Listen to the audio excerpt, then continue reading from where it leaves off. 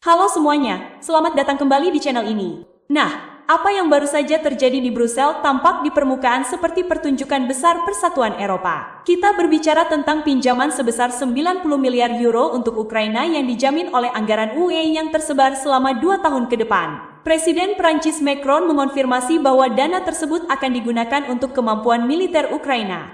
Jadi, ini tidak ada hubungannya dengan bantuan kemanusiaan atau semacamnya. Kami hanya mendanai perang, kata Macron. Namun, itulah judulnya.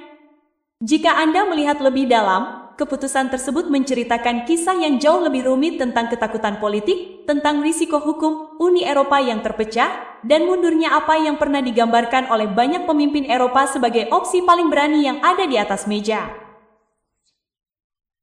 Setelah 15 jam negosiasi yang berlangsung hingga larut malam, para pemimpin UE muncul dengan kesepakatan yang sama-sama bertujuan untuk menghindari bencana yang mereka buat sendiri, bisa dibilang, seperti halnya untuk terus mendanai perang proksi di Ukraina. Kesepakatan itu memberi Kiev pinjaman tanpa bunga yang didukung oleh kekuatan kolektif anggaran Uni Eropa yang dimaksudkan untuk menutupi kebutuhan militer dan ekonomi yang mendesak. Di depan umum, para pejabat membingkainya sebagai solusi yang praktis dan realistis. Dan tentu saja, mereka terpaksa menyelamatkan muka mereka.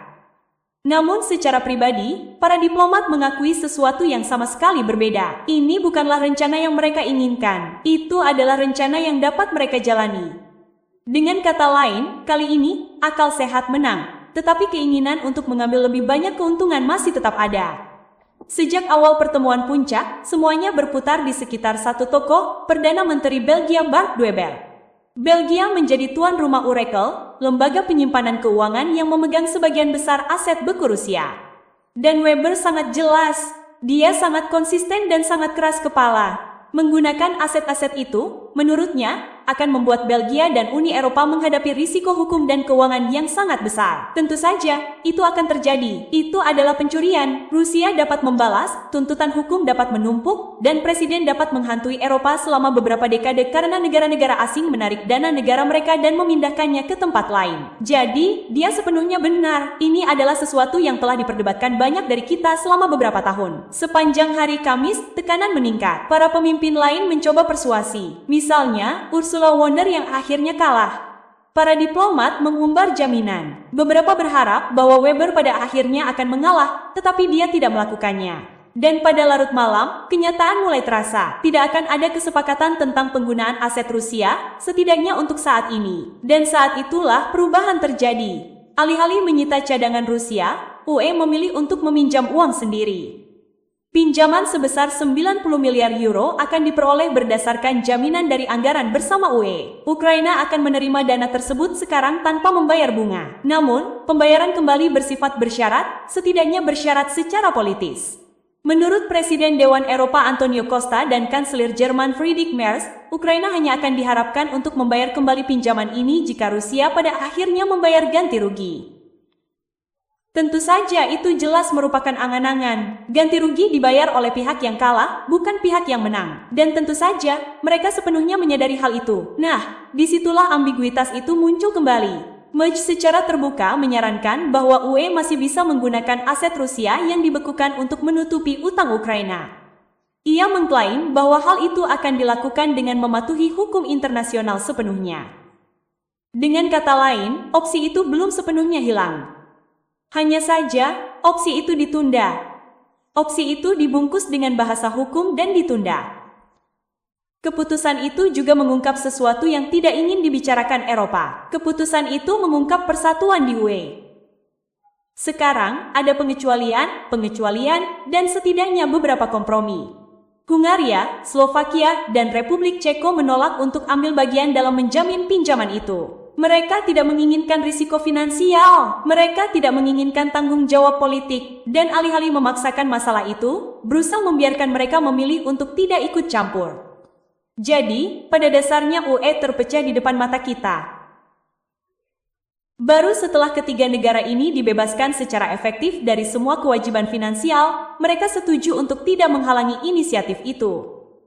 Begitulah cara UE mendapatkan kesepakatannya, pendukung Ukraina tetap menyatakan kemenangan. Tentu saja, Presiden Prancis Macron menyebut perjanjian itu sebagai solusi yang paling realistis dan praktis. Ia menekankan bahwa dukungan militer untuk Ukraina kini terjamin. Seorang diplomat Uni Eropa mengklaim bahwa blok itu berubah dari sekadar menyelamatkan Ukraina menjadi sekadar menyelamatkan muka, dan saya setuju dengan bagian akhir pernyataan itu. Uni Eropa tidak pernah benar-benar mencoba menyelamatkan Ukraina. Sebaliknya, Uni Eropa menggunakan Ukraina sebagai proksi.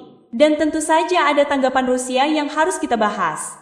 Tanggapan itu sudah mulai terbentuk. Tanggapannya sangat terukur. Tanggapannya sangat dipikirkan dengan matang. Hanya beberapa hari sebelum KTT, Bank Sentral Rusia mengajukan gugatan terhadap URL yang menuntut ganti rugi lebih dari 18 triliun rubel. Banyak yang menganggap gugatan ini sebagai isyarat simbolis karena diajukan di dalam Federasi Rusia sendiri. Namun, itu adalah isyarat yang diperlukan. Itu adalah tanda bahwa pertempuran hukum ini sebenarnya membayangi semua yang dilakukan Eropa. Itu adalah pengingat bahwa perang finansial tidak berakhir dengan sanksi. Itu terus berlanjut di pengadilan, panel arbitrase, dan di lembaga-lembaga internasional. Mungkin tidak ada yang lebih mewujudkan hasil KTT itu selain Bardu sendiri. Ia secara terbuka mengakui bahwa beberapa pemimpin Eropa ingin menghukum Presiden Vladimir Putin dengan mengambil uang Rusia, tetapi ia mengatakan politik bukanlah profesi yang emosional dan hari libur Rusia harus diutamakan. Kemudian ia bercanda dengan nada yang agak suram, dan saya pikir ini sangat-sangat lucu dan saya akan menyertakan tautan ke komentarnya yang sebenarnya. Ia berbicara tentang pergi ke dacanya di St. Petersburg dengan Gerard Depardieu sebagai tetangga dan Bashar al-Assad di seberang jalan, dan ia bercanda tentang menjadi wali kota di sana. Dan itulah tanggapan cerdasnya terhadap Politico yang menjelek-jelekannya sebagai aset Rusia. Itu bagus, baiklah, tetapi sekarang saya harus pergi ke DACA saya di St. Petersburg di mana tetangga saya adalah Depu, dan kemudian di seberang jalan ada Assad, dan saya pikir saya bisa menjadi wali kota desa kecil itu. Mungkin itu bisa menjadi jabatan Anda. Jadi, untuk saat ini, akal sehat menang, meskipun bisa dibilang kerusakannya telah terjadi.